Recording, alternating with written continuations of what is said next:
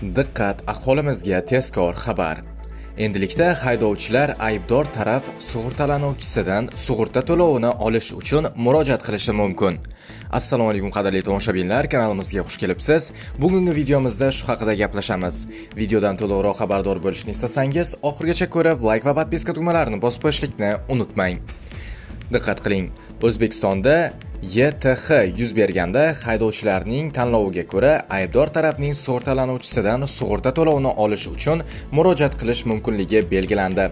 Istiqbolli loyihalar milliy agentligining xabar qilishicha, 23-iyundan kuchga kirgan qonun bilan 10 ta qonun hujjatiga quyidagilarni nazarda tutuvchi o'zgartirish va qo'shimchalar kiritildi.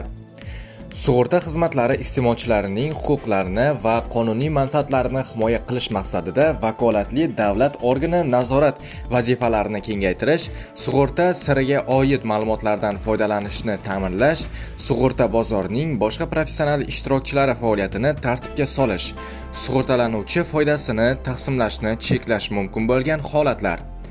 Elektron tijoratda xabardor qilish tartibini kiritish va bu orqali platformalar o'z faoliyati haqida asosiy ma'lumotlarni vakolatli organga taqdim etishi, ya'ni soddalashtirilgan ro'yxatdan o'tkazishi belgilandi.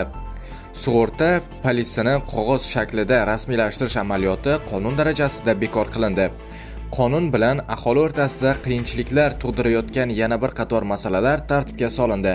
Xususan, transport vositasidan cheklanmagan tarzda foydalanishda majburiy sug'urta polisida transport vositasining egasi, umumiy mulkdori va uning yaqinlar qarindoshlari ko'rsatilmasligi, bunda ularning fuqarolik javobgarligi sug'urta qilingan hisoblanishi qayd etildi. Do'stlar, shu va shunga o'xshash yangiliklardan birinchilardan bo'lib xabardor bo'lishni istasangiz, kanalimizga obuna bo'ling va bizni kuzatishda davom eting. Xayr, salomat bo'ling.